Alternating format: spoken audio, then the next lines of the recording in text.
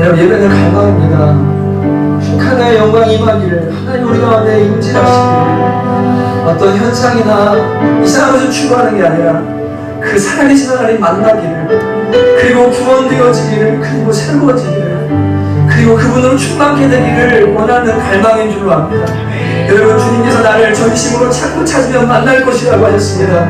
오늘 예배가 그 영광을 경험하는 예배가 되어주십시오. 주님 말씀을 통해 우리 가운데 만나주시옵소서. 우리 한 번 더 좀 간절히 기도하십시다. 한번 기도하도록 하겠습니다. 하나님 아버지, 사랑하는 성도들과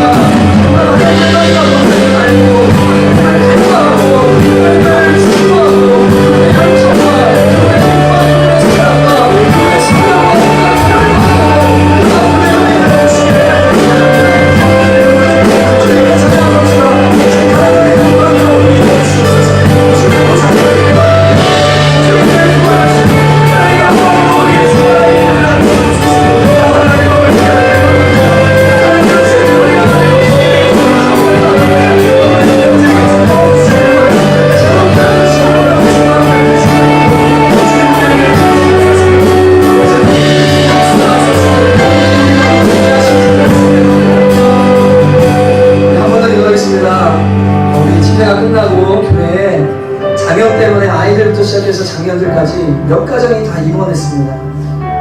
희망, 구토, 집에 끝나고 돌아가는 길에 막 그런 일들. 여러분, 우리가 장염이 유행입니다 라고 이렇게 할 수도 있지만, 하나님 하늘에서 선을 이루시지만 사단도 똑같이 우리 안에 역사합니다. 그래서 은혜 받고 이제 열심히 해야지, 이제 내가 깨어나야지, 정말 거룩해야지, 결단하는데 찬물을 끼얹으려고요 준비하고 있습니다. 이 자리에서 우리가 하나님을 나누면 밖에 나간 방에는 기다리고 있다가 우리를 덮치고 우리를 삼키려고 합니다. 여러분 함께 기도하기 원합니다. 주님, 우리 교회에 더욱더 강력한 섭리 역사들을 허락하여 주시옵소서. 주님, 지지 않고 이기는 신앙이 되게 하여 주시옵소서. 하나님, 북한에 있는 성도들을 기도하십시다. 지하교회 성도들을 주님 불쌍히 여겨주시고, 그곳에서 생명을 걸고 신앙 지키는 자들을 주께서 끝까지 보존하시고, 이 민족이 하나가 되게 하셔서 열방 가운데 복음의 통로가 되게 하여 주십시오. 일본에 있는 청년들을 기도하십시다. 일본에 있는 교회들을 위해 기도하십시다. 세계 선교 나가는 선교사님들을 위해 기도하십시다. 같이 한번 우리 한번 더 주의 기도를 기도하도록 합니다. 아버지 하나님 감사합니다.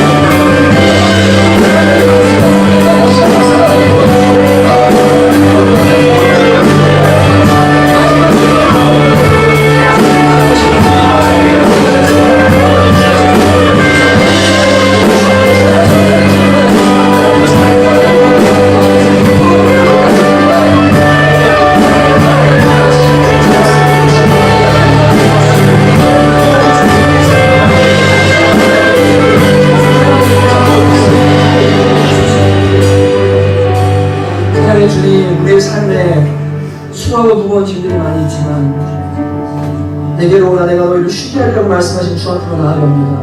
먼저 그의 나라와 의를 구하면 이 모든 것을 더하시겠다고 약속하신 하나님을 믿으며 주님 앞에 그것들을 잠시 내려놓습니다. 그리고 하나님께 마음을 드리게 나아갑니다. 사랑하는 성도들이 찬양으로, 그리고 고백으로, 기도로, 그리고 물질로 주께 드린 모든 것을 기억해 주시고 이 예배를 기쁘게 받아주시고, 하나님 특별히 먹고 입고 쓰는 문제 때문에 염려하지 않도록 주께서 안정을 주시고 하나님 열심히 섬길 수 있도록 도와주시기 원합니다. 하나님, 설령 그러지 아니하실지라도 감사하며 하나님 환난과 고난 가운데도 기뻐하는 참 믿음의 사람들 될 수 있도록 은혜를 내려주옵소서. 주시는 질병 때문에 고통하는 성도들이 있습니다. 하나님 고쳐주시고, 그것이 주의 뜻이거든 그 안에서도 구원받음을 감사하며 나의 약함이 강함이 되는 것을 경험할 수 있도록 은혜를 내려 주옵소서. 주님, 3일간의 집회를 무사히 마치게 주신 것 감사드리고 저희들을 더욱더 성령으로 충만하게 하시는 줄을 믿습니다. 오늘 말씀을 통해 더 결단할 수 있게 해주시고 하나님께로 가까이 나아가는 교회가 될 수 있도록 도와주시옵소서. 주님께 모든 것 감사드리고 예수님의 이름으로 기도합니다. 여러분, 여러분들 보시고 인사하시겠습니다. 잘 오셨습니다. 사랑합니다. 인사하시겠습니다. 잘 오셨습니다. 사랑합니다. 광고는 주고 참조해 주시고요. 내일 성경 10장 읽기 힘써서 여러분들 마음을 쏟아주시면 감사하겠습니다. 내일부터 새벽 예배가 시작되는데 저도 몸이 좀 괜찮아졌고 월요일부터 금요일까지 5시 반에 예배가 있으니까 나오셔서 많은 은혜 받으시면 좋겠습니다.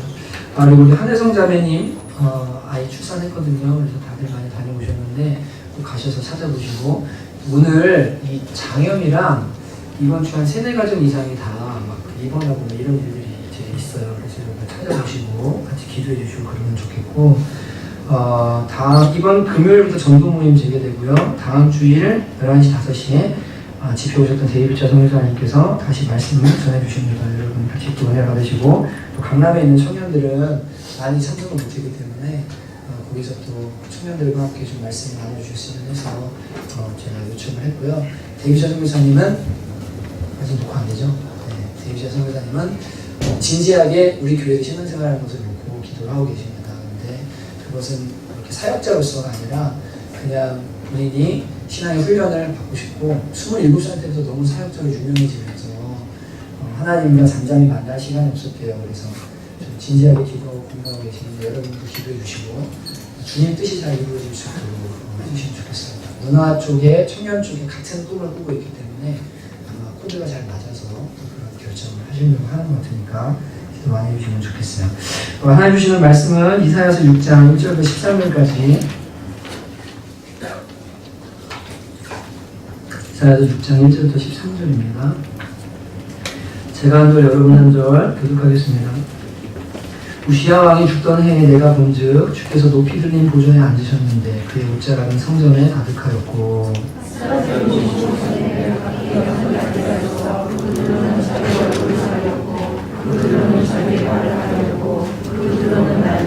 서로 불러 이르되 거룩하다 거룩하다 거룩하다 만군의 여호와여 그의 영광이 온 땅에 충만하도다 하더라.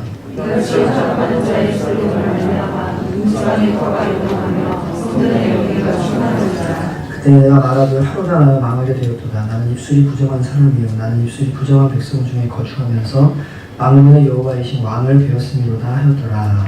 그때 그 사람 중에 하나가 부정하고 그것을 내 입술에 대며 이르되 보라 이것이 내 입에 닿았으니 내 악이 제하여졌고 내 죄가 사하여졌느니라 하더라. 내가 또 주의 목소리를 들으니 주께서 이르시되 내가 너를 부르며 너가 너를 외로워 하시니 그때 내가 이르되 내가 여기 있나이다 나를 보내소서 하였더니 여호와께서 이르시되 가서 이 백성에게 이르기를 너희가 듣기는 들어도 깨닫지 못할 것이요 보기는 보아도 알지 못하리라 하여 이 백성의 마음을 불안해 하며 그들의 귀가 막히고 그들의 눈이 감기되라 염려하건대 그들이 눈으로 보고 귀로 듣고 마음으로 깨닫고 다시 돌아와 구심을 받을까 하더라 하시되 내가 이르되 주여 어느 때까지니까 했더니 주께서 대답하시되 성읍들은 황폐하여 주인이 없으며 가옥들에는 사람이 없고 이 토지는 황폐하게 되며 여호와께서 사람을 멀리 옮기셔서 땅 가운데 황폐한 곳이 많을 때까지니라. 함께 읽습니다. 그 중에 10분의 1이 아직 남아있을지라도 이것이 황폐하게 될 것이나 밤나무와 상수나무가 가임을 당하고 그 그루터기가 남아있는 것 같이 거룩한 씨가 이 땅에 그루터기니라 하시더라. 아멘. 한 번 더 기도하시겠습니다. 하나님 아버지 하나님을 섬긴다고 말하지만 하나님의 뜻을 알지 못하고 자기의 뜻대로 그리고 세상의 뜻대로 살아가는 수많은 사람들이 있습니다. 하나님의 뜻이 아닌 것은 다 태워 없어질 것이고 하나님의 뜻만이 영원히 남게 될 것인데 사랑하는 동역자들과 성도들과 또 지체들이 하나님의 뜻을 알고 그 뜻대로 살아가는 사람들이 될 수 있도록 은혜를 내려주소서. 마음을 열어주시고 성령께서 이 시간 그 말씀을 가슴 가운데 새겨주시기 원합니다. 하나님 만나주시기 원하고 예수님의 이름으로 기도합니다. 아멘. 여러분은 하나님이라는 단어를 생각하시면 좀 문제가 있습니다. 어떤 이미지가 가장 먼저 떠오르십니까? 사랑, 또 하나님을 도우시는 분, 하나님은 아버지, 하나님은 참 자비로우신 분, 여러 가지 이미지들을 여러분들이 떠올릴 수 있을 텐데, 성경에서는 하나님 하면 첫 번째로 떠올려야 하는 이미지는 바로 거룩이라고 말씀을 하십니다. 하나님은 자신을 소개하실 때 나는 사랑의 하나님이다, 나는 자비의 하나님이다, 물론 그렇게 나는 인자가 많은 하나님이다, 이런 소개를 자기를 하신 적이 있지만 곳곳에서 그분은 나타나실 때마다 나는 거룩한 하나님이다, 나는 거룩한 여호와다, 만군의 여호와, 나는 거룩한 하나님, 이런 표현을 항상 사용을 하십니다. 자기가 자기를 소개할 때 뭐라고 소개하는가가 가장 중요하거든요. 근데 오늘 본문에 보면 하나님으로부터 지음받아서 하나님의 보좌 우편에서 하나님을 찬송하도록 가장 가까이서 그분을 보고 그분을 찬양하는 천사들이 6 날개가 있는데 둘로는 얼굴을 가리고 둘로는 발로 가리고 그 다음에 2 날개로 날면서 창화하여 외치는 소리가 바로 뭐냐면 거룩하다 거룩하다 거룩하다 만군의 주 여호와여 라고 말하고 있습니다. 거룩하신 하나님께서 자신을 계시하실 때 나는 거룩한 하나님이다, 나는 거룩하다 라고 말씀하시고, 그래서 성경 곳곳에서 하나님은 거룩한 분이라고 말하고 있기 때문에 우리가 하나님을 떠올릴 때 첫 번째로 사실 가져야 될 이미지는 그분은 거룩하신 분이라는 이미지인 거예요. 거룩이라는 것은 이런 겁니다. 초월이고 그 다음에 피조물과는 다르다는 겁니다. 구별되어져 있다는 거고 전혀 다른 차원의 존재라는 겁니다. 이사야가 이 환상을 볼 때 하늘 위에 높이 들린 보좌가 있었는데 그것은 이 세상에 속한 보좌가 아니었고 온 우주를 통치하고 온 역사를 통치하고 모든 것을 주관하시는 이 세상 왕과는 비교할 수 없는 우시아라는 자신의 사촌인 왕은 죽었지만 그는 인간의 한계를 가지고 죽었고 그는 계획했던 말을 이루지 못했지만 한 번 말씀하시면 그대로 다 이루시고 영원토록 죽지 아니하시는 왕이신 하나님, 이 피조물에서는 찾아볼 수 없는 차원이 다르신 만군의 여호와 하나님의 보좌를 이사야가 보게 되는 것입니다. 이게 거룩인 거예요. 그래서 하나님은 그 거룩하신 분, 피조물과는 도저히 함께할 수도 없고 다르신 그분께서 당신의 사랑하는 자녀들, 택하신 백성들, 그분을 아는 사람들에게 요구하시는 게 있는데 그게 바로 뭐냐면 거룩입니다. 그렇죠? 그래서 하나님은 그러셔요. 내가 거룩하니 너희도 거룩하라. 그러면서 뭐라고 말씀하세요? 데살로니가서 4장 3절에 하나님의 뜻은 이것이니 너희의 거룩함이니라. 곧 음란을 버리고 하나님의 뜻은 너희의 거룩함이라고 말씀하십니다. 여러분, 성경에 하나님의 뜻은 무엇이다 라고 할 때 딱 2개 나온다고 말씀드렸어요. 첫째는 오늘 데살로니가서 4장 3절에 뭐라고요? 하나님의 뜻은 이것이 너희의 거룩합니다. 너희도 세상 가운데 구별되어야 되고 하나님이 구별되신 분이고 다른 분이기 때문에 이 세상의 가치관과 이 세상의 도덕률, 이 세상의 것들로 살아가는 사람이 아니라 다른 존재로 살아가야 된다. 이게 거룩의 부르심입니다. 근데 여러분 재밌는 것은 하나님의 뜻이 거룩이라고 말씀하시는 동시에 또 데살로니가서 5장 16절 18절에는 여러분과 제가 잘 아는 말씀이죠. 항상 기뻐하라. 쉬지 말고 기도하라. 범사에 감사하라. 이는 그리스도 예수 안에서 너희를 향하신 하나님의 뜻이다라고 말씀하고 있습니다. 여러분 잘 생각해 보세요. 성경이 하나님의 뜻은 이거야 라고 말하는 2가지가 명확하게 있는데 하나는 거룩함이에요. 구별이에요. 세상과 다르게 사는 거예요. 근데 그것도 하나의 뜻은 항상 기뻐하는 거예요. 항상 기도하는 거예요. 항상 감사하는 거예요. 여러분 이 2가지가 다 뭐라고요? 하나님의 뜻입니다. 그러면 잘 생각해 보십시오. 거룩함을 추구한다고 하면 사람들은 대부분 기쁨이라는 생각을 하지 않습니다. 거룩함을 추구한다고 하면 괴로움을 생각하고 그것은 매우 힘든 일이라고 생각하고 거룩함을 추구하는 것은 손해보는 일이고 매우 따분한 일이고 경건을 추구하는 것은 힘든 일이라고 생각합니다. 그렇지 않습니다. 하나님은 하나님의 뜻이 뭐라고 하냐면 너희 거룩함이고 너희가 항상 기뻐하는 것이고 항상 감사하는 거다. 항상 기도하는 건데 거룩함을 추구하기 시작할 때 너희는 기쁘게 될 것이고 너희는 거룩함을 추구할 때 감사하게 될 것이고 너희는 나를 닮으려고 할 때 이 세상에 줄 수 없는 그 어떤 것을 얻을 수 없는데 이 세상에 줄 수 없는 것을 얻게 되는 그 무엇, 이것이 바로 하나님의 뜻이라고 하나님은 지금 말씀하고 계시는 거예요. 많은 사람들이요 하나님을 거룩이라고 생각하면 막 따분하게 생각해요. 세상의 것들을 끊고 하나님의 거룩으로 들어간다 그러면 무슨 막 진짜 대단한 걸 포기하는 것처럼 생각해요. 근데 그 하나님의 거룩함으로 들어가잖아요. 거기서 느껴지는 사랑과 기쁨과 은혜와 자비와 충만함들, 만족함들 이런 것들을 맛보고 나면 세상의 것들이 쓰레기 찌꺼기처럼 보이기 시작합니다. 그것들이 다 배설물처럼 보이기 시작합니다. 그래서 세상만 하는 강도 없고 부족한 주님만 보인다고 예수님 한 분만 있으면 된다는 고백이요 절로 나오게 되는 거예요. 이게 거룩의 힘이고 거룩함을 추구하는 하나님의 뜻 안에서 발견되어지는 진리들인 거예요. 여러분, 그래서 바울은 골로새서 1장 9절에 이로써 우리도 듣는 날부터 너희를 위해 기도하기를 그치지 아니하고 구하노니 너희로 하여금 모든 신령한 지혜와 총명에 하나님의 뜻을 아는 것으로 채우기를 원하신다라고 기도하고 있습니다. 오늘 본문은 이사야가 환상을 통해서 하나님의 거룩하심을 경험합니다. 거룩하신 하나님을 만납니다. 그리고 그 거룩하신 하나님을 만날 때 주어지는 엄청난 기쁨이 무엇인지를 맛봅니다. 그리고 나니까 주님의 음성이 들려져요. 누가 나를 위해서 갈고. 그때 이사야가 주님 제가 여기 있으면 저를 보내십시오 라고 하나님의 마음에 반응하기 시작하는 것이 바로 이 오늘 이사야 6장에 나오는 환상의 내용입니다.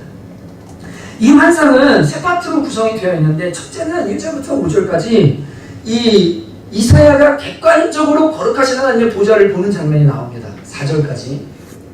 이사야가 환상 가운데 보니까 우시야 왕이 죽던 해에 높이 들린 보좌가 있고 하나님은 보좌에 앉으시고 천사들이 날면서 하나님을 막 찬양해요. 근데 놀라운 장면은 그 화답하는 자의 소리가 얼마나 장엄하고 하나님 임재가 강력한지 문지방의 터가 막 요동하기 시작합니다. 그리고 정말 자욱한 구름처럼 연기가 이 보좌를 가득 누르고 덮고 있는 것을 이제 보게 됩니다. 여기까지는 객관적인 하나님의 보좌를 이사야가 본 거예요. 근데 그리고 나서 두 번째 파트가 뭐냐면 바로 자신의 주인됨을 깨닫고 화로 당하여 망하게 되었도다. 나는 입술이 부정한 자 중에 거하면서 망군의 여호와를 배웠도다. 라는 이 거룩하신 하나님의 만남 속에 나오는 자기의 고백에 나오고 천사가 와서 숯불로 이 입술을 찢어서 정결하게 하는 이 보좌에 계신 하나님과 거룩함과의 만남이라는 이 두 번째 파트가 나옵니다. 그리고 나서 세 번째 어떤 일이 일어나냐면 하나님의 음성이 들려지기 시작해요. 하나님 만나고 싶으시죠? 하나님의 음성 듣고 싶죠? 그런데 인도하심을 받고 싶죠? 주님 만나셔야 돼요. 거룩하신 하나님 만나면 그때부터요 속에서요 성령께서 말씀하는 것을 알 수 있어요. 무슨 소리로 들리는 건 아니라 할지라도 그분이 감동하시고 그분이 가르쳐주시고 말씀과 환경과 여러 가지 것들로 나를 인도하신 하나님을요 만날 수 있어요. 피부보다 가까이 계신 하나님, 내 안에 들어와 계신 예수 그리스도, 그분 만나야 돼요. 이사야가 그 하나님의 음성이 들려지는 거예요. 누가 나를 위해 갈고. 그때 주님 제가 가겠습니다. 근데 네가 가겠다는 그 사명은 뭐냐면 네가 가서 전해라. 전하면 사람들이 귀가 다치고 눈이 다칠 거다. 그럼 제가 뭐 하려고 전합니까? 아무도 안 돌아오는데. 아니야. 그래도 너 가서 전해라. 너가 할 일은 전하면 사람들이 더 완악해질 건데 나는 그루터기를 남겨두고다. 네가 가서 너가 하는 일은 실패로 보일지 모르지만 나는 그 속에서 내 역사를 쓰고 있고 이 우주를 움직이고 있고 인류 역사 가운데 내 일들을 이루고 있다. 그래 너는 그냥 순종해라. 불가능해 보이는 것 그리고 열매가 없는 것이라도 너는 가서 해라라고 이사야에게 말씀하시자 거기 순종하고 나아가는 장면이 세 번째 파트로 구성이 되어 있습니다. 우리는 이 이사야 환상을 통해서 첫째로 하나님은 지극히 거룩하신 분이심을 깨닫게 됩니다. 거룩하신 하나님에 대한 영적 지식이 이사야에게 열렸습니다. 하나님을 거룩하다고 표현할 표현들이 첫째는 이 세상의 어떤 보좌보다 높은 보좌에 계신 분이라는 것을 보여주고 있고 두 번째는 가장 정결한 피조물인 천사조차도 눈과 발을 가리지 않고는 하나님 앞에 설 수 없는 미천하고 더러운 존재인 그래서 빛 자체이시고 깨끗함 자체이시고 순수함 자체이신 그래서 죄인인 인간이 그 앞에 서면 도저히 설 수 없는 죄 때문에 그런 지극히 거룩하신 하나님이시라는 것을 이 이사야가 깨닫게 됩니다. 여러분 근데 여기에 중요한 특징이 하나 있는데요. 이 천사들이 거룩하신 하나님을 거룩하다 거룩하다 막 찬양하는데 문지방에 터가 요동을 하는 거예요. 제가 지난주 이 말씀보다 깜짝 놀랐어요. 왜냐면 여러분 이 문지방이라는 것은요 인간도 아닙니다. 동물도 아닙니다. 생명 있는 존재가 아닙니다. 분명히 성적 문지방은요. 근데 하나님을 찬양하는 그 소리, 하나님의 임재 앞에 어떤 일이 일어나냐면 그것들이 떨리기 시작해요. 그게 막 흔들리기 시작해요. 여러분 신앙생활을 하면서 하나님과의 만남인데 거룩하신 하나님을 좀 이따 얘기했지만 이런 경험은 일생에 몇 번 없을 수 있어요. 이런 진짜 환상이나 이런 특별한 진동하는 경험은 몇 번 없을 수 있지만 신앙생활은 하나님과의 만남이고 그분과의 교제고 그분과의 동행인데 그 하나님을 만나게 되고 거룩하신 하나님을 충돌하게 되면 반드시 거기에는 떨림이 있어요. 거기에는 변화가 있어요. 거기에는 분명히 무슨 움직임이 있어요. 왜냐하면 하나님은 거룩하시고 살아계시고 어미하신 분이기 때문에 우리가 예배할 때 하나님을 만나자 그러면 우리 마음에 분명한 무언가 진동이 임하기 시작합니다. 무언가 영적 흔들림이 임하기 시작합니다. 성경은 말합니다. 하나님의 말씀은 살았고 운동력이 있어서 날선 검보다 일해서 심령과 골수를 찔러 쪼개기까지 하고 만물이감에서 벌거벗어처럼 들어간다고 얘기해요. 여러분 수술해 보셨죠? 칼이 이 살을 찢으면 얼마나 아파요. 하나님의 입에서 나오는 말씀이 그토록 강하대요. 그것이 우리의 심령을 찌른대요. 근데 거룩하신 하나님을 만났대요. 그런데 변화가 안 돼요. 거룩하신 하나님을 만났대요. 그런데 감격이 없어요. 거룩하신 하나님을 좋아했대요. 그런데 아무런 진동도 없어요. 여러분 그래서 하나님 못 만난 겁니다. 하나님 만나면 반드시 그 사람의 삶을 뒤흔드는 역사가 일어나게 됩니다. 일어나게 돼요. 저는 우리 교회에 계신 분들이요 각자 다른 모양이지만 하나님을 다 만나시게 되었으면 좋겠어요. 정말 바람이에요. 이 거룩하신 하나님을 만나야 돼요. 여러분 이제 성경에 보면 하나님이 임재하시고 하나님이 있는 장소에는 항상 뭐가 있냐면 실제로 떨림과 구름이 임하는 걸 보게 됩니다. 출애굽기 40장에 보면 구름이 회막에 덮이고 여호와의 영광이 성막에 충만하며 모세가 회막에 들어갈 수 없었으니 이는 구름이 회막 위에 덮이고 여호와의 영광이 성막에 충만하였습니다. 쉐카리나 영광 찬양했잖아요. 솔로몬 성전에 임한 구름. 시내산에 임할 때도 천둥 소리가 임하고 산이 바위가 터지고 막 사람들이 무서워할 정도로 하나님의 그 강력한 임재가 임합니다. 사도행전 4장 31절에 가면 빌기를 나라에 모인 곳이 진동하더니 무리가 다 성령이 충만하여 담대 하나님의 말씀을 전하니라. 막 하나님께 간구하고 기도했는데 이 무리가 모인 곳이 좀 진동하는 거예요. 막 하나님께서. 근데 우리는 이제 구약과 신약의 하나님이 지금 동일하게 이사야 환상 중에도 그분의 임재, 너무 큰 임재가 오니까 그 안에 그 거룩하신 앞에서 모든 것이 떠는 것을 이제 우리가 보게 됩니다. 근데 여전히 동일한 하나님께서 임재하시는 강력한 진동이 있는데 우리는 특별히 이제 현상을 구하는 사람들은 아닙니다. 그죠? 우리는 무슨 그런 현상을 구하는 하나님 임재를 구하는 사람들은 분명히 아니에요. 제가 이제 소시적인데 목사님들이 그런 얘기를 많이 하셨어요. 옛날에 막 자기 불 받았다. 들어보셨죠? 그래서 막 이게 하다가 어떻게 되냐면 막 이게 뭐가 불이 하나 오더래요. 이렇게. 그래서 막 이렇게 쑥 들어왔는데 갑자기 막 몸이 뜨거워지면서 막 진짜 하나님으로 충만하고 성령으로 충만하고 이런 간증을 하는 얘기를 80년대 90년대 너무 많이 들었어요. 이 목회를 하려고 하니까 나도 불 받아야 되겠다. 그리고 기도원에 가가지고 막 기도를 하는데 갑자기 등이 따뜻해지기 시작하는 거예요. 주님 오시는구나. 근데 이게 따뜻해지지 안 따뜻해지고 반복하는데 내가 기도를 열심히 안 해서 그런가 봐. 이게 팍 터져야 되고 불이 와야 되는데 지금 뭔가 이 뜨거움이 올 듯 말 듯 하면서 계속 안 오는 것 같아. 그러면서 뜨거움이 올려가 막 더불어 짓고 막 날개 쳤는데 사람이 이 느낌이 있잖아요. 계속적으로 하는데도 뭔가 뜨겁다 말다 하는 거예요. 오시려면 확실히 오시지 왜 그러시나. 제가 진짜 이상해가지고 지쳐서 뒤를 딱 돌아봤는데 이 기도원 벽에요 열풍기 있죠. 열풍기가 제 등을 이렇게 비추면 그때 성령님 오신 거야. 나는 오시는구나 막 부르셨는데 열풍기가 가요. 차가워져요. 왜 가시지? 막 붙들려고 막 반복을 1시간 정도를 시도를 했어요. 여러분 이런 현상 있잖아요. 막 이 뭐 불이 임한다. 뭐 베니 목사님 교회 가면 거기 뭐 이렇게 특별한 센터가 있어서 거기 가면 막 성령의 임재가 강해져 쓰러진다. 이런 것들 속에 사실은 귀신이 튼탑니다. 마귀가 튼타요. 여러분 이런 어떤 현상이나 하나님이 임재하실 때 실제적으로 어떤 떨림이 생기거나 무언가 환상이 이런 것들은 일생에 영적 거장들 안에도 한두 번 정도 경험되어지는 겁니다. 회심의 순간 혹은 거룩하신 하나님을 깨닫게 어떤 순간들 이런 순간순간마다 경험되어지는 특별한 은혜이지 이것을 보편화시켜서 모두가 예배할 때마다 이걸 경험해야 돼. 그래서 막 예배 드릴 때마다 저는 진짜 강력한 목사님한테 훈련 받았기 때문에 예배 전에 우리는 무조건 3시간 4시간씩 기도했어요. 오늘 주님이 오셔야 돼요. 찬양 인도자는 막 주님 오실 때까지 찬양하자 그래요. 언제 오시는데요? 재림 때 오시잖아요. 근데 계속 막 찬양하고 뭐가 올 때까지 하는 거예요. 감정이 혹은 느낌이 어떤 현상이. 여러분 이런 것들에 매이지 마시기를 주님의 이름으로 축복합니다. 이건요 교회가 모여도 마찬가지고 그러나 중요한 것은 뭐예요? 하나님이 임재하시고 살아계신 하나님이 그 자리에 오시고 사람들을 만나시기 시작하면 문지방의 터가 떨리는 것처럼 반드시 영혼과 마음에 떨림이 생긴다는 것을 아셔야 합니다. 이것은 분명히 있는 거예요. 그것을 이 환상 가운데 보여주고 있는 거예요. 여러분, 이 아무것도 아닌 문지방, 생명도 없는 문지방이 하나님 앞에 떨리고 요동한다면 거룩하신 하나님의 존재를 알 수 있고 깨달을 수 있고 그분을 찾을 수 있는 인간들이 하나님을 만나게 될 때 얼마나 떨고 얼마나 그분 앞에서 진동하고 어떤 감격과 흥분과 이러한 것들이 있는 것이 당연하지 않겠습니까? 근데 사람들이요, 신앙생활을 하면서요, 신앙생활이 재미가 없대요. 신앙생활이 지루하대요. 신앙생활이 너무 밋밋하대요. 왜 그러냐면 하나님을 제대로 만나지 않고 있기 때문에 그래요. 하나님은 진짜 익사이팅하시고 역동적이고 정말 변화무쌍하시고 그분은 유머가 넘치시고 그분은 진짜로 너무너무 재밌으시고 어떻게 그렇게 사랑이시고 어찌 그리 지혜시고 얼마나 아름다운 분이고 얼마나 좋은 분인지 몰라요. 그분을 모시고 살고 그분과 매일 만나면서 살면요, 삶이요 지루한 결혼이 없어요. 날마다 축복이에요.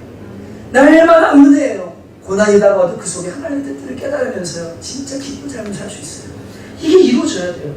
여러분, 저는 우리 교회에 그런 은혜를 주셔서 혹시 하나님을 만나지 못했거나 하나님을 언젠가 만났지만 그분과의 그 거룩하신 하나님과의 충돌이 이제는 없어서 지루한 신앙생활을 하고 있는 분들이 있다면 다시 그 하나님의 보좌 앞으로 나가서 그분 만나게 되시기를 주님의 이름으로 축복합니다.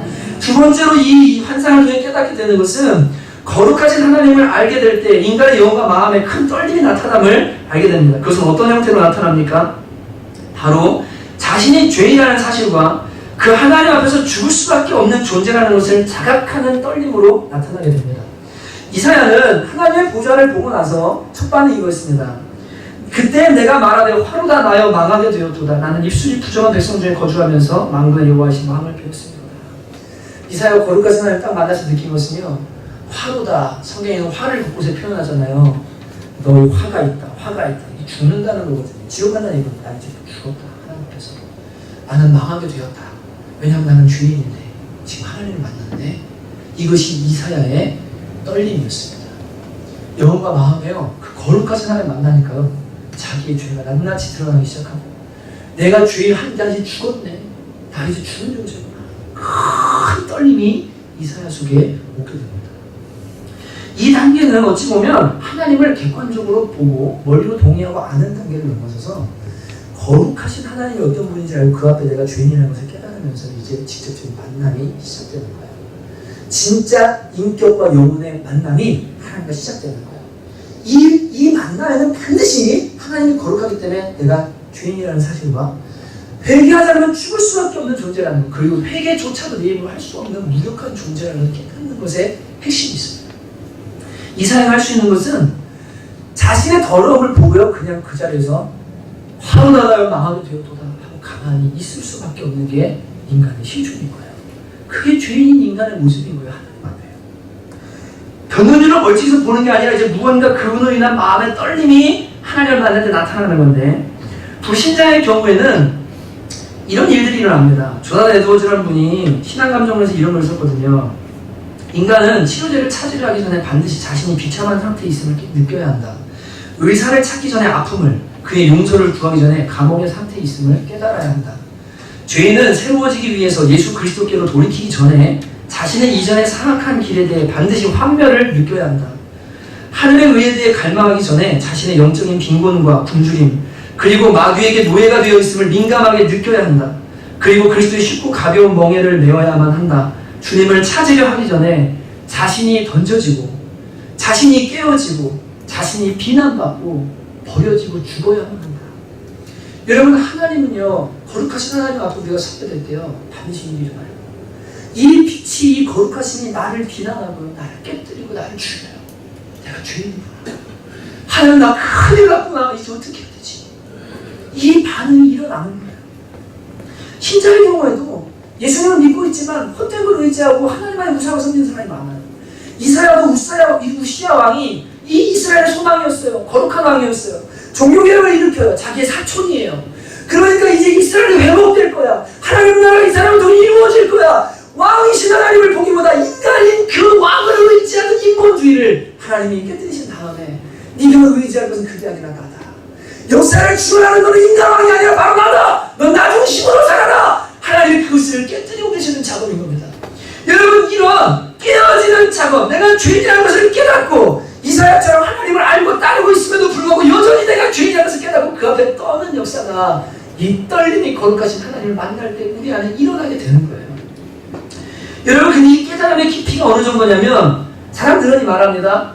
아, 인간 다 죄인이지. 죄 없는 사람이 없어? 어디 있어? 죄 없는 사람 없잖아. 다 죄인이야. 이렇게 하면서 보편적인 인간론 뒤에 숨어가지고요, 한 번도 자신의 죄에 대해서 애통해하거나 내 존재 자체가 하나님 앞에 진노받을 수밖에 없고 지옥 갈 수밖에 없는 존재라는 사실에 대해 한 번도 깨닫고 눈물을 흘려보지 않은 사람도 모든 인간이 다 죄인이라고 말할 수 있습니다. 근데 이것은 지적 동의입니다. 여러분, 그런 정도가 아니라 이사야는요, 화로다 나여 망하게 되었도다. 이 망한다라는 말이 킹제스성경은 언던이라고 되어 있는데, 이것은 무슨 말이에요? 해체된다는 말이에요. 이사야가 거룩하신 하나님을 만나니까 자신의 마음이 완전히 해체되기 시작했어요.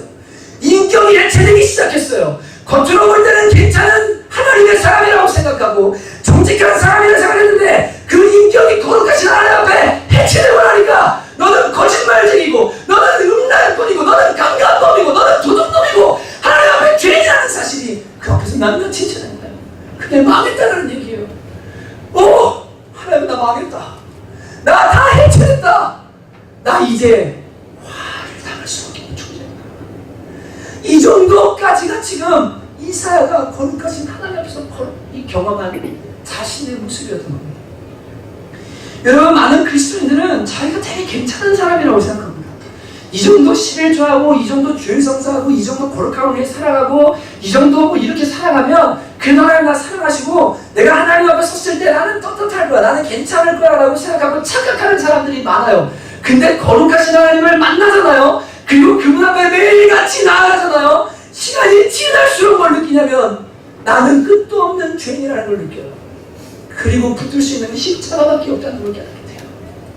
그래서 이 거룩하신 하나님을 만나본 사람은요, 어떻게 다른 종교의 구원이고, 어떻게 예수 그리스도의 보혈에 구원받을 수 있는 다른 길이 있다고는 절대 말할 수가 없어요. 하나님을 만났기 때문에, 그 하나님이 인간이 무엇인지 알기 때문에. 그래서 이사야는 말해요.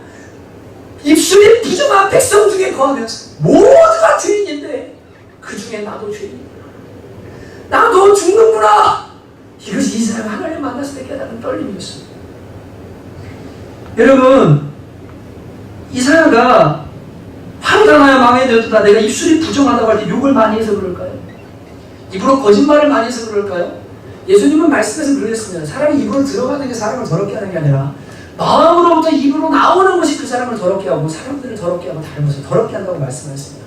야고보서에서는 한 샘에서 두 불이 나올 수 없듯이 사람의 마음이 악하면 그 입에서 나오는 것과 생각하는 것도 악하다고 말씀하셨습니다.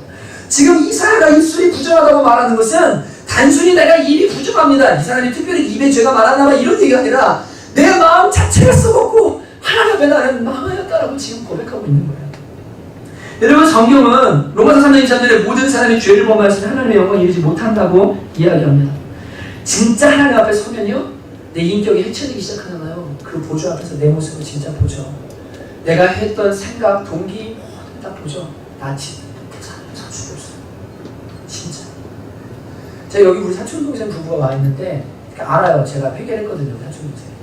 과외하러 갔다가 그때 저는 너무 가난하게 저희 집에 살았기 때문에 돈에 대해서 욕심이 많았어요.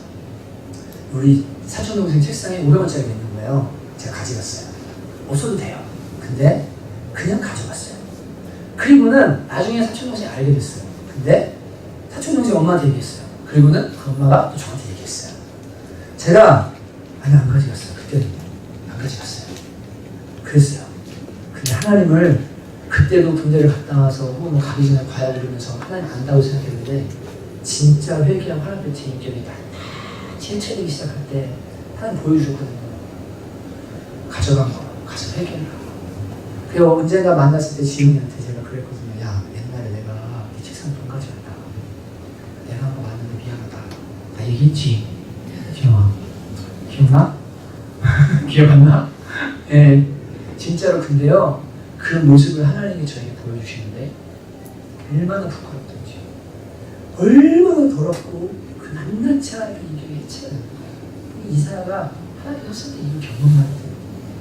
여러분, 그래서 이 천로역적인 그리스도인 또 수많은 영적 거장들, 특히 제가 존경하는 조나단 에드워즈는 이 천로역적의 코멘트를 달면서 이런 주석을 달아놨습니다.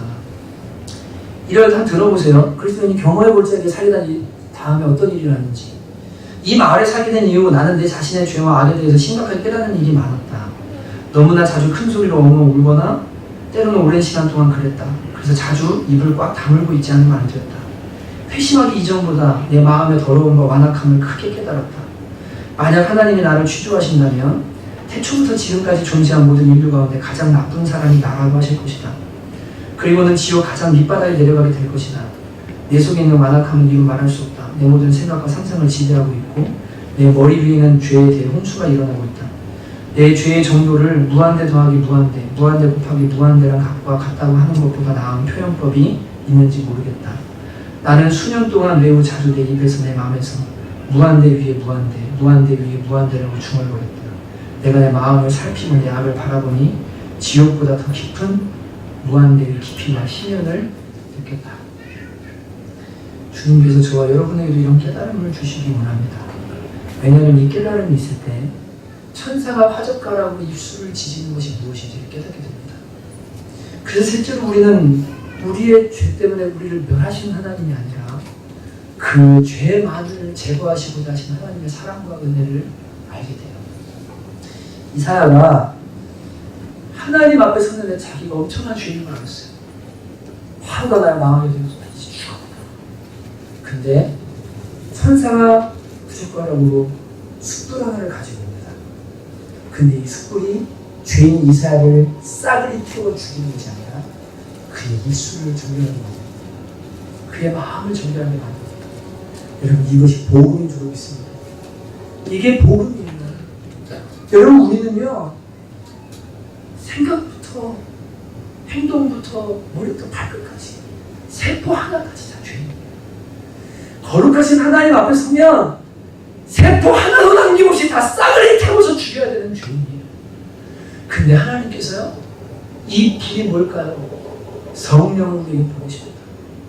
그리고 죄인임을 깨닫게 하시고 예수 그리스도의 십자가를 붙들게 하시고 그래서 구원받게 하시고 하나님의 자녀가 되게 하시는 이 불을 우리에게 나눠주시는 거예요.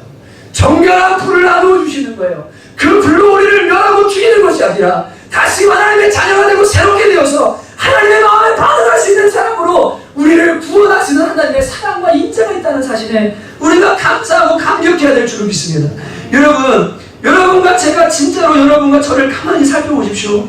얼마나 더럽고 얼마나 추잡하고 마음속에 일어나는 동작들과 그 속에서 올라오는 것들이 얼마나 더러운지 몰라요. 하나님 앞에 이거 다 까놓으면요, 옆에 있는 사람이랑 친구 못해요. 부부도 서로 사랑 못해요.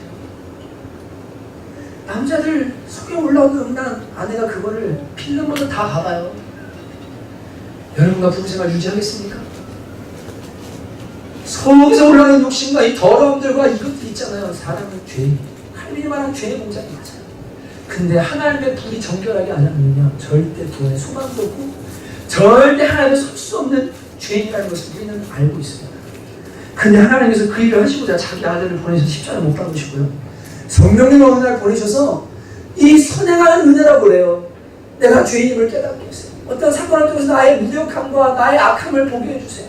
그러면서 어떻게 하지 방황하는 중에 하나님의 인도하신 가운데 십자가 앞으로 성령이 이끄셔서 그 불을 받게 하시고 그 마음을 새롭게 하시고 거듭나게 하셔가지고 이제 하나님을 섬길 수 있는 사람들로 바꿔주시는 거예요. 이게 복음이에요. 이사야가 이것을 경험한 거예요. 하나님 만나니까 나 죽어야 되는 존재인데 하나님이 날 살려주셨어요. 그러니까 이사야가요, 하나님이 누가 나를 위해서 좀 갈까? 이렇게 한탄하는 마음을 들으니까 주님, 제가 갈게요. 나 원래 죽어야 되는 사람인데 주님이 나 살려주셨으니 이제 사나 죽으나 제가 주님 거 아닙니까? 하나님의 생명이 주님 거 아닙니까? 하나님, 나를 좀 보내주십시오. 하나님의 생명을 가져가십시오. 이 고백이 거룩한 만난 사람이 하나 다른 겁니다. 여러분, 하나님 만나면요, 돈이 문제가 아니에요. 내 비전이 문제가 아니에요. 하나님 만나고 나면요, 진짜 만나면요, 주님, 이 인간의 역사, 이 역사를 움직이는 하나님이 계시고, 그 하나님 앞에 누구나 언젠가는 심판하날 서게 되는데, 그때 그 불 앞에 죽게 될 텐데, 하나님 나 왜 살려주셨습니까? 저 어떻게 살아야 됩니까? 주님 저한테 말씀해 주십시오. 그리고 그대로 순종하는 사람들로 자동으로 바뀝니다. 갈라디아 2장 20절에 그러지 전에 내가 사는 것이 아니고 누가 살아요? 내 안에 그리스도 사신 것이다. 내가 육체 가운데 사는 것은 나를 사랑하사 나를 위하여 자기 몸을 버리신 하나님의 아들을 믿는 믿음 안에서 사는 것이라. 오근이 이해되기 시작하는 거예요. 그리스도의 삶이 무엇인지 알아지기 시작하는 거예요. 저는 우리 교회에 하나님이 이런 은혜를 주셨으면 좋겠어요. 만약 하나님께서 여러분과 저를 이 자리에 부르셨고 거룩한 하나님을 느끼기 시작했고 자신의 죄인됨을 자각하기 시작했고 내가 하나님 앞에 진노받아서 죄옥의 제일 밑바닥에 드러나야 되는 사람이라는 걸 깨닫기 시작해요. 그리고 내 존재 자체가 죄로 하나도 물들지 않은 게 없어요. 그래서 이 세포 하나까지 남김없이 다 태워야 되는 존재인데, 근데 하나님이 성령의 불로 나의 마음과 죄를 태우셔서 나를 구원하시고자 하는 것을 경험했다면, 여러분이 그래서 그것을 믿게 하시고자 이 자리에 와 있고 그 과정 가운데 있다면 여러분은 세상에서 가장 큰 축복을 받은 사람들인 줄 믿습니다. 여러분 제일 큰 축복 받은 사람들이에요. 가장 큰 기쁨을 받은 사람들이에요. 이사야가 거룩함 속에 있는 기쁨이 무엇인지를 발견한 거예요. 하나님의 거룩하심 안으로 들어갈 때 와!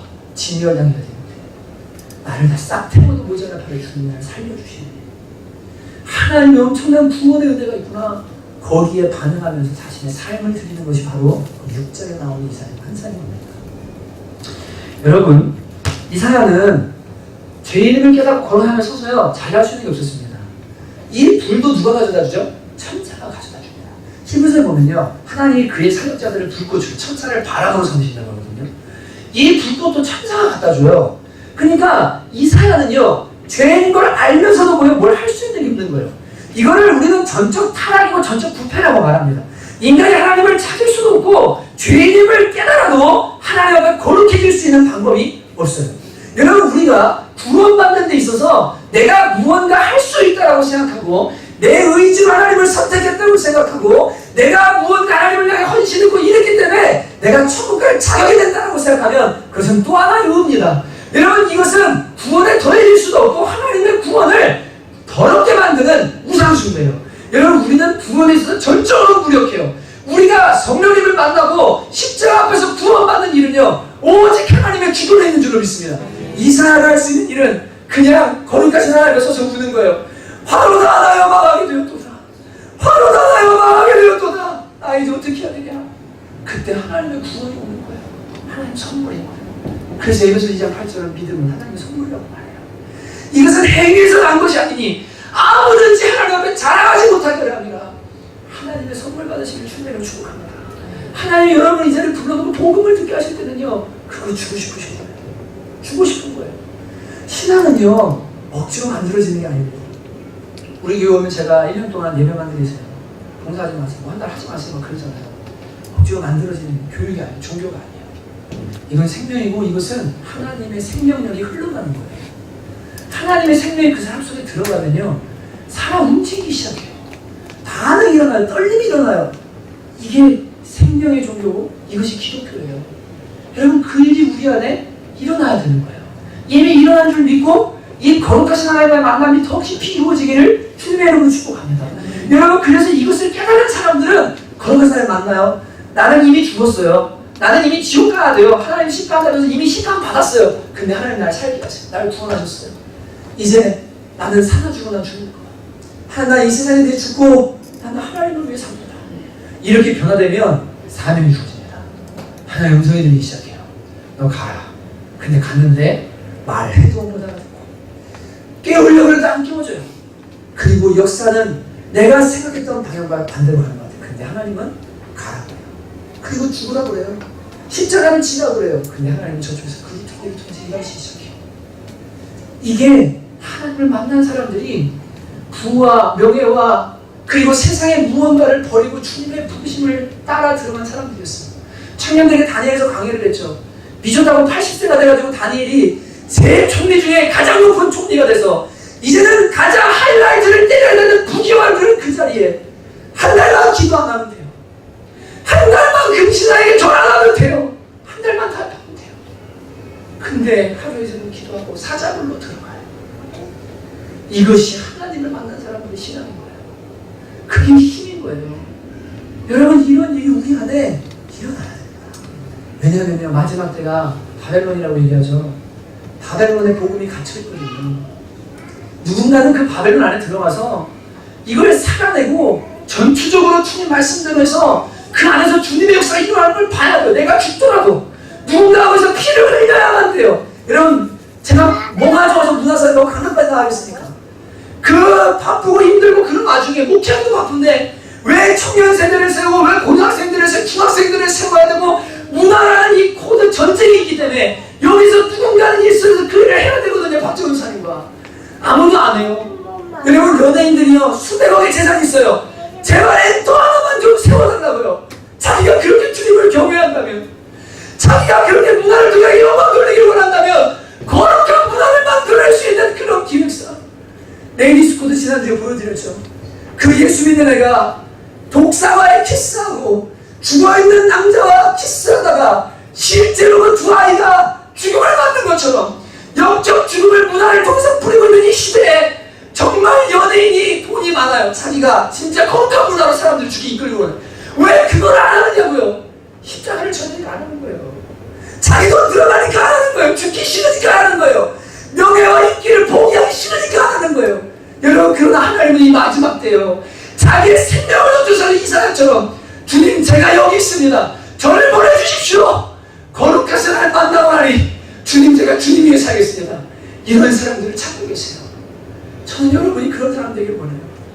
특별히 청년들은 더더욱 그러기를 원하고, 지금 여러분이 어느 자리에 있든지 간에 그 거룩하신 하나님을 만나고 그 거룩하신 하나님의 영성 앞에서 하나님의 뜻인 거룩을 이루어드리면서 정말 내 삶의 현장에 하나님 나라가 이루어지는 것을 위해서 목부림치는 사람들 되기를 하나님은 원하시는 겁니다. 그게 오늘 모두의 부르심이에요. 그냥 편하게 노년되면 넓은 집에 바닷가에 조개 주면서 살려고 하나님 우리 부르시지 않았잖아요. 우리 집은 천국이거든요. 거기가 영원한 나라거든요. 그래서 영원히도 제가 못 돌아가도 너무 목회 열심히 해. 하나님 나라에서 만나면 되니까. 거기 상급 있으니까. 우리는 하나님의 시민권을 가진 사람이니까. 어저께 청년들과 1시까지 얘기했습니다. 물어봅니다. 요한계시록 어렵다. 데이비드 선교사님 말씀하신 것 중에 이런 부분들 어떠냐 저는 얘기합니다. 제가 쭉 얘기하다가 우리 베리집도 설교한 적이 있는데, 야, 세계정보가 온다고 쳐봐. 근데 시민권을 줄 거 아니니? 주님 우선 받으시잖아요. 대한민국 사람이면. 근데 하나님 없는, 그죠? 이 사람들하고는 뭐예요? 하나님 없는 거거든요. 지금 미국에서 복음 전하면 잡혀가고 성경만 읽어도 뭐합니까?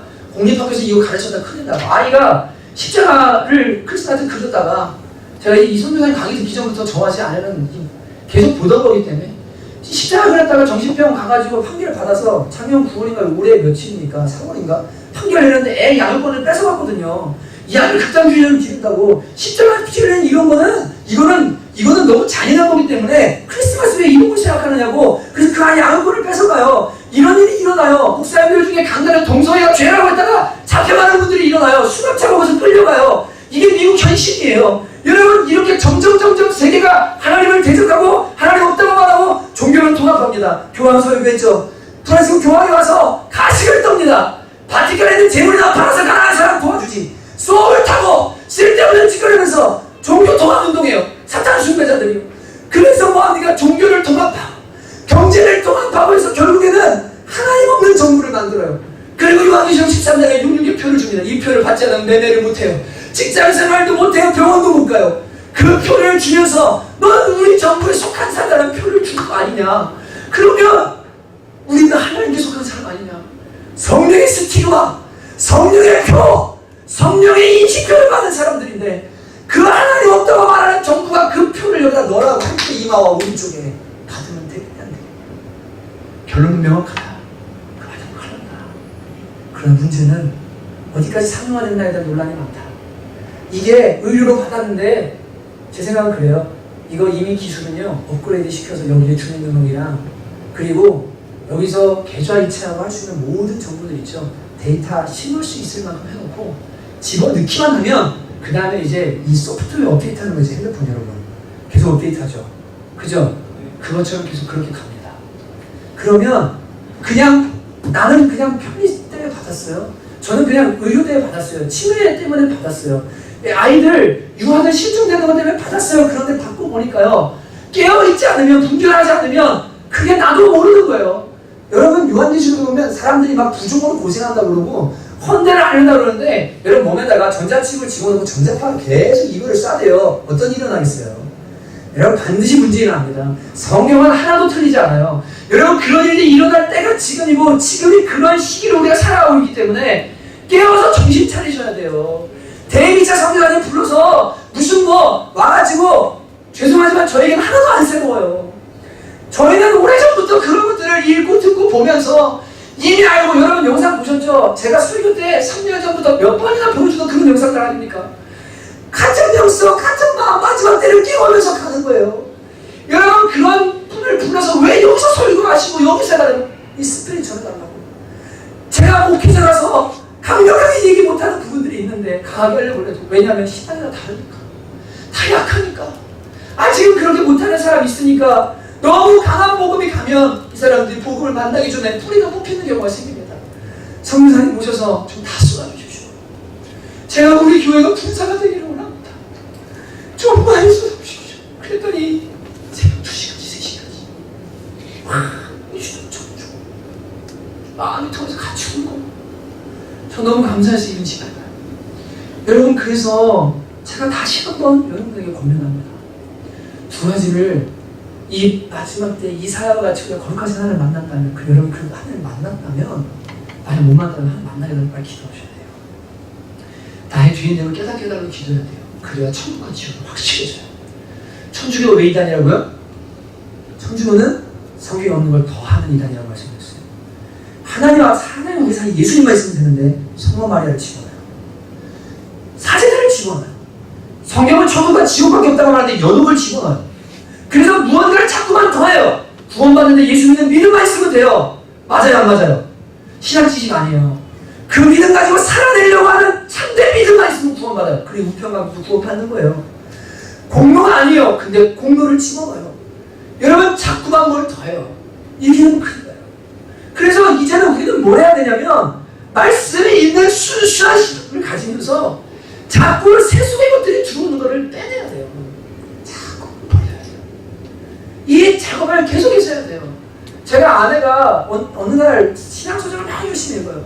그리고 또 막 어떤 설교를 막 들어요. 그게 사람마다 시기가 있거든요. 저도 그런 시기가 있었어요. 지금은 외부의 설교를 듣는 시간도 아깝습니다. 사실은 저 공부하기도 바쁘기 때문에 말씀 읽고. 근데 아내에게 제가 그랬거든요. 여보, 너무 그렇게 다 자식으로 먹지 마. 좋은 거 먹겠지만. 내 안에서 말씀을 읽고 기도하는 가운데 내 속에서 터져나오는 게 중요해. 내 시기가 있겠지만 그래서 내가 말씀드린 아프리카 오지하고 성경 하나 가지고 들어가도 이거 하나 있으면 하나님과 교제하면서 만날 수 있는 그런 신앙인이 돼야 돼요. 그리스도인이 돼요. 지금은요 스마트폰, TV 너무 의존적이에요. 그래서 설교도 열면 들을 수 있으니까 나는 묵상 안 해요. 그냥 이게 차례인지 아닌지도 모르고 방송에서 보내니까 히트에서는 공신력 있는 기관에서 그걸 내보내니까 그게 진리인 줄 알고 기독주의 설교 듣고 믿음제일주의 듣고 조회로서의 긍정의 힘이 진리인 줄 알고 성경 어디 원하는 대로 된다고 말하는 곳이 있으니까 하나님의 뜻대로 되지. 기도가 우리가 원하는 거 받아내는 겁니까? 하나님의 뜻 아니면 절대 안 주십니다. 하나님의 뜻을 알고 기도하는 거예요. 그분의 역사의 흐름을 알고 나를 써달라고 간구하는 거예요. 그게 성경이 말하는 복음이에요. 근데 그걸요 아무렇지 않게 받아요. 그리고 내 신앙 지금 잘 가고 있는 줄 알아요. 병들고 있는데 여러분 이러면 큰일 납니다. 제가 그 두 가지 부탁드려요. 첫째, 여러분 진짜로 여러분 제가 지난주에 TV 다 버리라고 그랬죠. TV 다 끊고 여러분 진짜 여러분의 스마트폰과 TV 이건 우리 집회에서 선교사님 강력하게 얘기하고 여러 자료들을 보여줬지만 끊으셔야 돼요. 근데 이 끊는 것이 세상을 나가라는 게 아닙니다.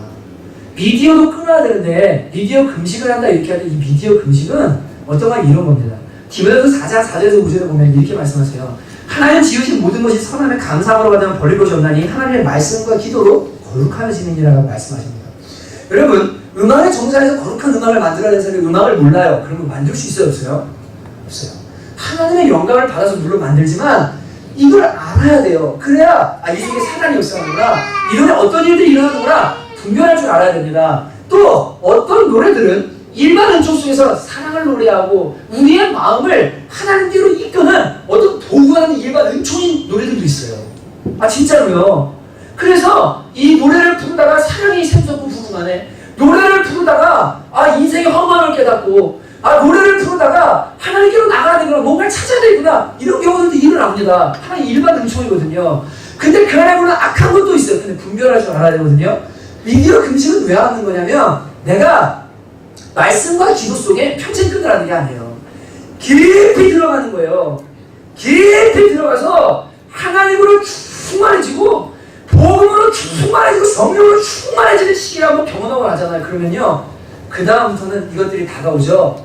그러면 그게 나한테 음란으로 유혹으로 이런 분별이 되기 시작하고, 다가와도 재미없고 안 즐기고 하나님 안에 즐겨도 하나님으로 인해 즐거워할 수 있는 능력이 내 안에 생기는 거예요. 그거를 할 때까지 뭐 하는 거냐면 하지 말라는 거예요. 그리고 그 안에서 TV는 정말 쓸데가 없어요. 그러니까 버리라는 거예요. 버려도 되니까요. 그러면서 분별하면서 뭐예요? 하나님이 안 기뻐하는 것들을 제거하고, 그러면 여러분 만약 모든 걸 끝나는 세상 떠나는 수도로 들어가야 돼요. 그거 얘기하는 거 아니거든요. 지금 우리 교회는 하나님이 이것을 원하시는 시기인 줄 믿습니다. 영적으로 집중적으로 주님을 훈련하기를 원하세요. 제가 해봤어요. 주님 처음 만나고 하나님 너무 좋아서 하루에 성경을 100장씩 읽으니까 1181장이 12일 만에 읽어져요. 40장씩 읽으니까 한 달이면 읽어요. 그래서 1년에 어쩔 때는 20번도 읽어본 적이 있는데 진짜 미친놈을 읽었어요. 막 정신을 근데 성경을 그렇게 막 읽고 나니까요, 그렇게 맨날 말씀 맨날 막 미치듯이 보고 나니까 어떤 일이 생기냐면, 이 하나님의 영으로 충만하게 되잖아요. 세상에 애들이 고민하는 게요, 너무 무서워요. 진로? 왜 그걸 고민해? 하나님께 기도, 하나님께 말을 하나님 알아서 움직이시는데, 하나님 전능하시는데, 고민이 물론 되지만 그 주님께로 들어가면 문제가 안 돼요. 돈 문제? 먼저 그 나라 의를 보면 주님 뭐 해주신댔어. 그리고 가난할 때도 훈련받는 거야. 이때 믿음 지키면 주님이 알아서 일하셔.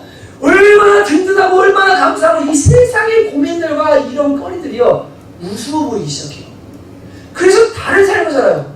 며칠 전에 저희 교회 인민가가 커피숍에서 커피 마시다가 친구를 못 만나겠다고. 뭐지 그랬나? 왜 그러니까 걔네 하는 고민이 너무 유치하대요. 왜 저런 고민을 하면서 살고 왜 저런 얘기를 하면서 사는지 모르겠대요. 여러분 왜 그러냐면 세속문화가 계속 들어오니까요. 그들이 심어주는 거, 애들 교육하시고 큰일 나요. 뭐 이거 준비 안 하면 큰일 나요. 보험 안 되면 큰일 나요. 뭐 하면 큰일 나요. 전부 세속이 들어오는 거예요. 그러니까 거기에 하나님 중심의 인본주의로 계속 따라가니까 계속 불안하고 계속 평강이 없고 계속 흔들리는 거예요. 한 번쯤은 뭐예요? 하나님 안에 깊이 머무는 거예요. 다른 인간적인 방법들을 다 끊고 TV 스마트폰 이런 거 내려오고 주님 말씀하고 기도하고 깊이 들어가는 거예요. 주님이 우리 교회에 지금 그것을 원하시는 줄 믿습니다. 여러분 결단하세요.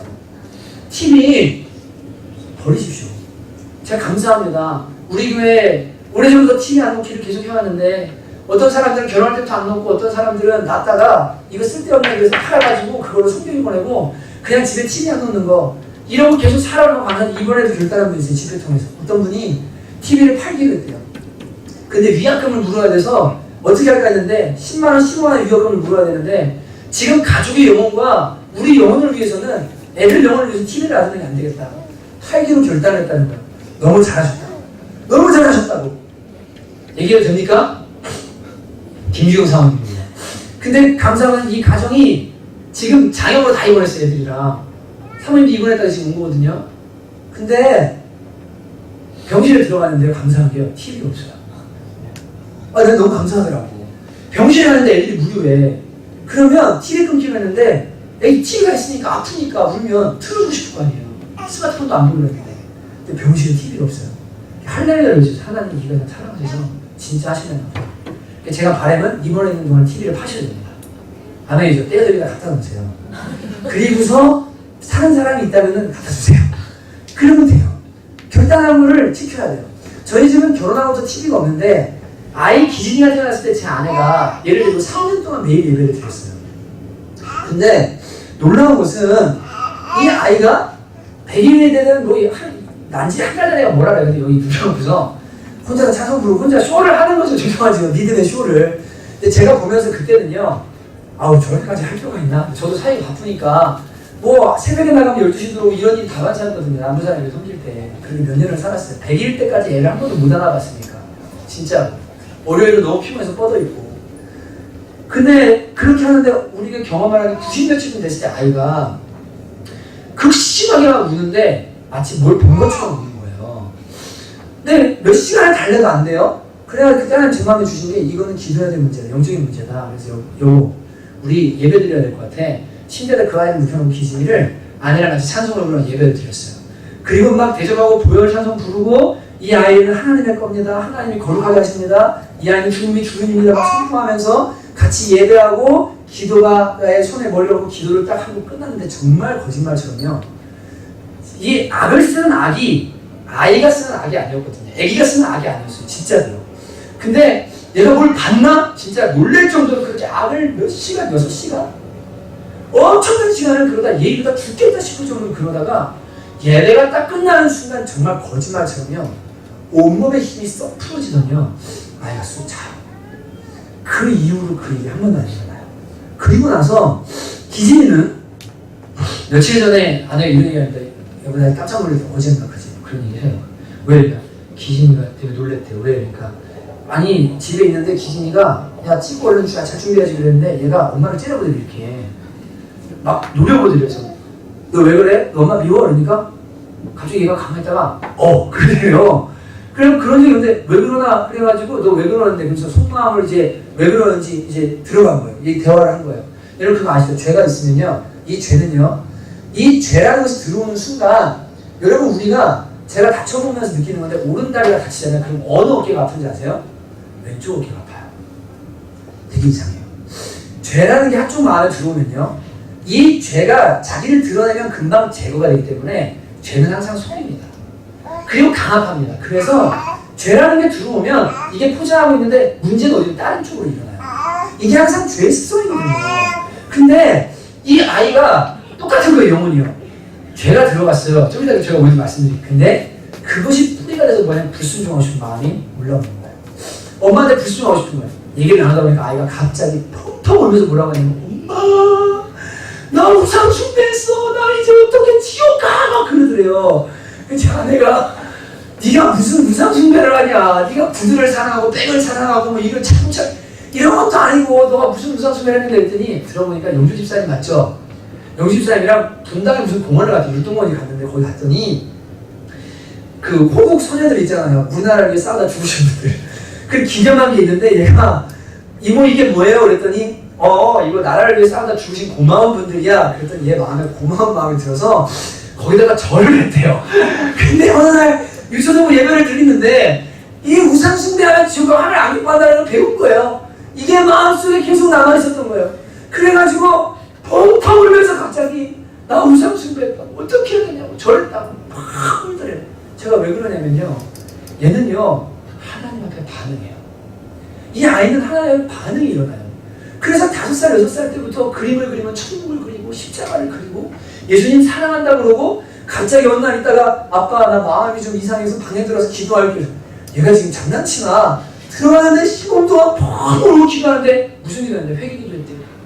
친구 미워한 거, 뭐 이런 거, 동생 태어난 자기 마음 이런 거 회개했대요. 여러분 아이를 할지라도 영혼이기 때문에 성령께서는 회심을 시키십니다. 전 눈으로 봤고 우리 아이뿐 아니라 봤어요. 근데 기범이는요 둘째는요 1년 반을 사역하느라고 놓쳤는데 얘는 좀 달라요. 예배를 드리자고 예배를 드리면 이 아이는 하늘 아멘 이러고 눈 뜨고 있다가 그러고 뭐 하냐고 언제 끝나요? 뭐 어떻게 해요? 막 이래요. 그래서 어저께 아이가 아침에 일어나서 교회 나오려고 하는데 밥을 먹는데 스마트폰을 달라는 거예요. 또 보여달라고 엄마한테. 제가 이제 안 돼. 그래서 얘가 깜짝 놀래요. 너 한 주간 동안 또봇 안 보면 아빠가 선물 사줄게. 할 수 있겠어? 이 아이가 네. 그러더니 퍼즐에서 퍼즐 맞추기 시작해요. 무슨 전도요리 하는 거예요. 이제 할 거 없으니까. 그러면서 이제 안 하기로 하고 이제 애들이랑 매일같이 예배드리니까 말씀 보고 기도하고 이렇게 하는 삶으로 얘를 이끌려고 하는데 1년만 놓친 시간이 이게 다르다는 걸요. 저와 제 아내가 가정에서 진짜 확연하게 보입니다. 여러분 지금도 안 늦었습니다. 늦었다고 생각할 때가 가장 하나님이 기뻐하실 때예요. 근데 지금부터 가정에 있는 모든 하나님이 기뻐하지 않는 문화와 더러운 것들이 이제 다 버리는 거예요. 결단하면서 하나님 도와주세요. 저는 이번에 어떤 분이 결단했대요. 자기가 술을 끊어야 돼요. 예수님을 믿고 지난 주일도 제가 막 제자만으로 술 마시냐고 너무 뭐라고 했잖아요. 결단을 했대요. 이거 집을 통해서. 그러면서 어떻게 하려면 하나님 마음을 주셨대요. 술병을 가지고 다 깨트려라. 그렇게까지 할 필요가 있나? 근데 여러분 그 행위라는 것은 내 마음의 결단이고 공포입니다. 그죠? 마귀야 봐라. 나 이제 더 이상 노래 안 될 거야. 할 수 있어. 하나님 도와주셔. 그리고 그거를 깨뜨리기로 작정한 거예요. 여기서 그렇게 기도하기로 했어요. 근데 여러분 성경에 보면 우상들을 제거할 때 왕들이요 한번 설교하고 싶은데 이 뭐를 제거하고 뭐는 태우고 뭐는 빠져버리고 뭐는 어떻게 해서 막 수십 가지 종류의 10몇 가지 종류를요 전부 갈고 뒤집고 막 해가지고 전부 싹 막혀요. 우리 삶을 다 그렇게 해야 돼요. 옷이 많아요. 그 옷에 오면 하나님께 못 드려요. 그러지 않고 전부 갈아엎어야 돼요. 하나님 안 기뻐하는 뭐 욕심이면 다 갈아서 마음대로 정결하게 만들어야 돼요. 내가 눈으로 보는 것들이 너무 더럽고 추한 게 많아요. 그 부분을 결단하고 나가야 돼요. 삶의 모든 영역에 있어서 재정을 잘못 써야 돼요. 모든 영역에 있어서 거룩하게 결정하고 하나님을 달려가기 시작하면 하나님 반드시 은혜를 주시고 도와주십니다. 그리고 뭐와 함께요? 말씀과 기도로 거룩해지기 때문에 그냥 안 하는 것이 중요한 게 아니라